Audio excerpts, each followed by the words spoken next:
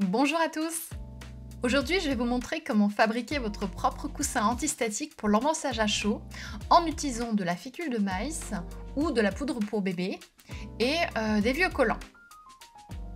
Lorsque vous appliquez de la poudre à embosser sur de l'encre humide, l'électricité statique peut causer des problèmes. La poudre peut adhérer où vous ne le voulez pas, les lignes et les contours du motif peuvent devenir flous et vous pouvez gaspiller de la poudre précieuse. Donc maintenant que vous comprenez pourquoi le coussin antistatique est essentiel, voyons comment le fabriquer à la maison. Moi j'opte pour une version ultra simple faite en 30 secondes chrono. Vous prenez un collant, vous coupez une section d'environ 20-30 cm, puis vous prenez un peu de fécule de maïs que vous mettez dans le collant. Voilà. Ensuite, vous faites un petit nœud.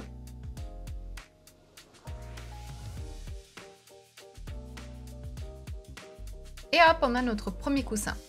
Alors on va en fabriquer deux.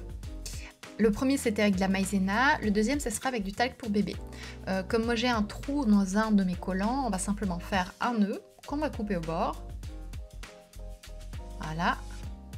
Et on fait pareil comme avant. Donc en le posant le verre pour faciliter l'insertion.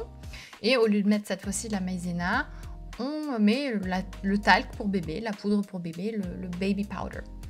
On refait un nœud comme on a fait avant.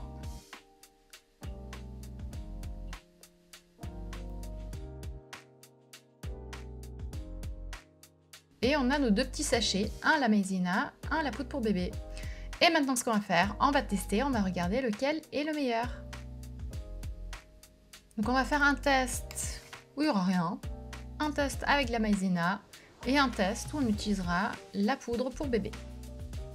Donc commençons par celui où il n'y a rien, donc on met simplement le tampon. Voilà, on adhère bien. Et là j'utilise le tampon Versamark, transparent, tout le monde connaît. Et on tamponne tout simplement le carton où on n'a rien mis. Alors moi j'aime bien double tamponner parce que j'ai toujours un petit doute, comme la Versamark on la voit pas. Si on regarde de près on voit que ça a bien tamponné, donc je suis contente. Prochaine étape, ça sera de mettre la poudre embossée. Donc on prend notre petite feuille, on met de la poudre par-dessus, hop hop hop. Secoue un coup, on tapote pour enlever le surplus de poudre. Et on verse, ben voilà vous voyez, ça a pris. On verse le reste de la poudre dans le conteneur parce que la poudre embossée c'est quelque chose de précieux. Alors je vous cache pas que là j'ai vraiment pris la moins chère et je vous encourage fortement à ne pas le faire parce que vous allez voir les images sont pas super jolies. Mais bon, pour les tests qu'on fait aujourd'hui ça sera largement suffisant. Donc là j'enlève avec un pinceau le petit surplus et on commence à chauffer. On commence toujours par derrière et ensuite par devant. Ça commence à devenir glossy, dès que ça devient glossy on arrête. Deuxième test, la maïzena. Donc là, on fait exactement comme on a fait avant, hein, tampon Versamark, sauf que cette fois-ci, on tamponne la carte, l'emplacement où on va mettre le tampon avec notre fameux coussin à la maïzena qu'on vient de fabriquer. Hop, premier tamponnage. Vous connaissez le truc maintenant. Je suis pas sûre, je tamponne une deuxième fois. Et on fait exactement comme on a fait avant. On prend la poudre à embosser, on la verse dessus. Secoue un peu, verse le surplus, clac, et voilà. Pareil, même procédé qu'avant, on chauffe d'abord derrière, ensuite devant. Moi j'aime bien voir comme la poudre elle devient glossy, c'est très satisfaisant. On verra le résultat final tout à l'heure. Maintenant la poudre pour bébé. Donc là on va faire exactement la même chose, on tamponne avec le petit coussin qu'on vient de faire avec de la poudre pour bébé.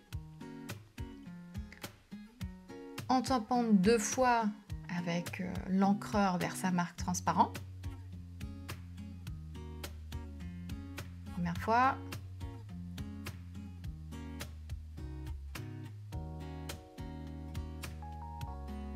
Deuxième fois. On y va. On verse la poudre embossée. Hop, on enlève le surplus. et on chauffe. Et ça commence à croustiller et à être bien brillant.